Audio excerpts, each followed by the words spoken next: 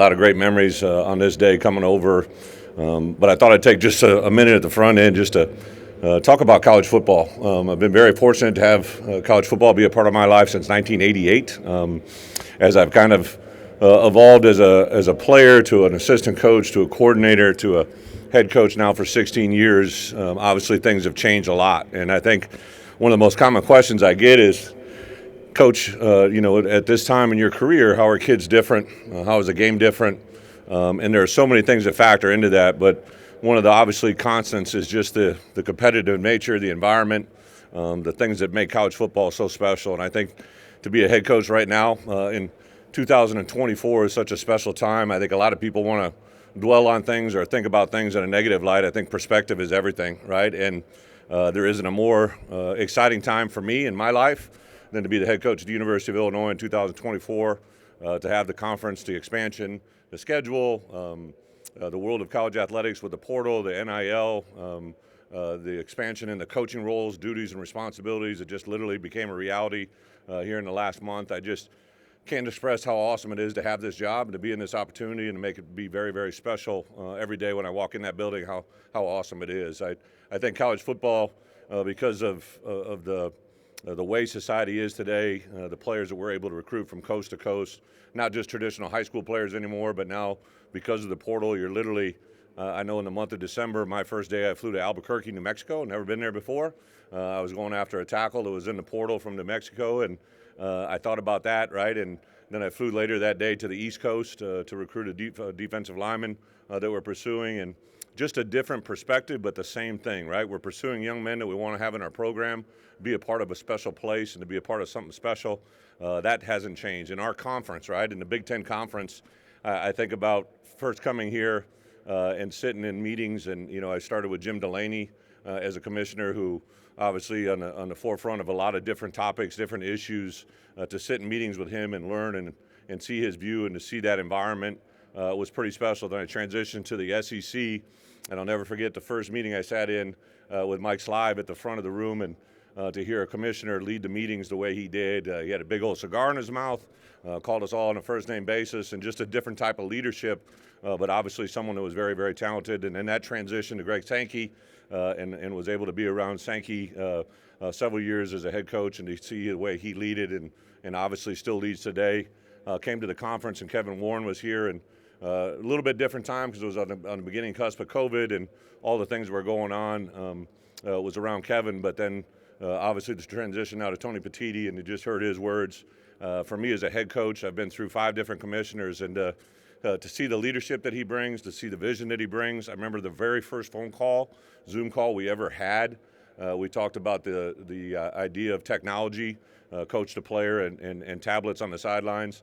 And I remember him taking note of that, calling me afterwards, and then was really the champion to get that through right now. And I think today, in today's world of college football, like that's kind of a different storyline because no one's really talking about it. But I think the addition of technology in college football this fall is going to be huge.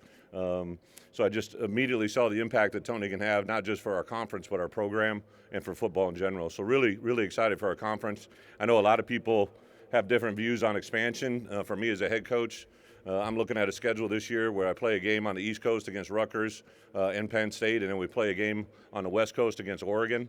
We play a game in the middle of our stadium in Memorial Stadium against Michigan, and a 100-year anniversary game that is very, very special to have those type of games on our schedule. Not only great for our players, but for our fans. Just a really neat time to have an environment such as this in the conference. Josh Whitman over there to sit as a active head coach, to have an AD that played the game, that understands it and understands where we're coming from. 2-time academic All-American, that doesn't just happen by chance. He played in the NFL. The leadership that he brings our university, Department of Intercollegiate Athletics on the daily is just absolutely awesome to be a part of this conference, and it's particularly at the University of Illinois. Brought 3 players with us today. I think it's important to note that all 3 players that are with us here today are 3 players that have been at the University of Illinois their entire career and only at the University of Illinois. Also 3 unique stories. This is my 4th year as a head coach, but these 3 guys all have different stories. Seth Coleman was a player that was already at the University of Illinois playing when I first got there. We were going into a 6th season with us this year, and Seth was a unique story because We kind of switched schemes. He actually switched positions from a defensive end down on the ground to an outside linebacker. Has been very productive. Literally had a chance to probably jump to the NFL a year ago, decided to stay with us, get his degree and follow his education, but also return for a special year in front of us. So unique that he was already in the program with Lovey. Pat Bryant, the other player that's with us here today, the only offensive player, was actually signed on Wednesday to the University of Illinois. I didn't become the head coach until Friday. So the previous staff had recruited him. He stayed committed even during the transition, and I was able to obtain him unbelievably by not ever recruiting him. We started the journey together. He came in that first fall with us. Has been a solid player for 3 years, joined us his fourth year.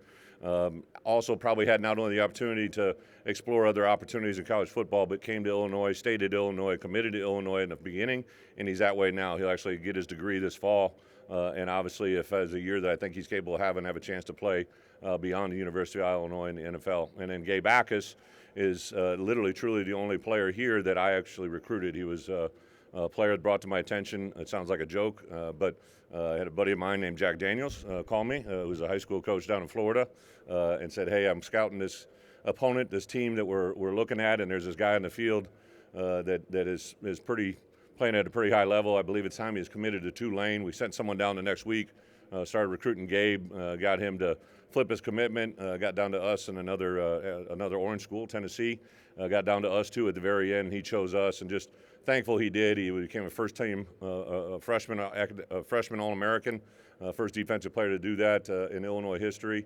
Has been with us the last 2 years, and going into his third year has set himself in a position I think very special. So I think everything gets talked about in this world about NIL. None of these guys were promised or given anything until obviously the rule change here the last year or two, but these guys chose Illinois because of Illinois, and I think it stands for what they represent. So excited to have them with us, excited about our team. I know we've made reference to a couple players that returned, but because of the portal world, even though they may have not started for us, but they've started at other places, we have 17 players that are in our either our starting lineup or what we consider to be starters in our program. 17 guys that have started more than 10 games in their college football career. We have a wide receiver, Zachary Franklin, who started over 40 games in college football. Our left tackle, J.C. Davis, has been a multiple-year starter at New Mexico. Melvin Priestley, who projects to be our starting right tackle, is a guy that has started several games in college football. Luke Altmaier started a game at Ole Miss, but also now has a 9-game start, so he's had 10 career starts in college football. So just a lot of really good, valuable experience coming into our building, as well as the addition of the guys that we had from last year getting better this spring. Really excited. They just finished an 8-week program. We open up on a Thursday against Eastern Illinois, so we actually start fall camp on Sunday, and excited to get to work with these guys and see where we can go. We got a really unique schedule. We have 3 of our first games are at home, non-conference games. We open up with Eastern Illinois, have a rematch game against Kansas, and then a game against Central Michigan before we jump to a first Big Ten game at Nebraska on a Friday night. So this schedule includes 12 games, 7 home, 5 away. First 3 are at home. Of our last 3 games, 2 of those 3 are on the road, so we got to be at our strongest at the end. We have 6 rematch games and 6 new games. We play 5 games, have a bye week, 4 games and a bye week, and then 3. A lot of different ways to look at it, but super excited the way this thing lays out. Got a Thursday game, a Friday game, and 10 Saturday games, so a little bit of everything, which is college football right now, and I think our guys are excited for it. So with that, I'll open it up for some easy questions. Thank you, Coach. On your right. Hi, Will Decker, LA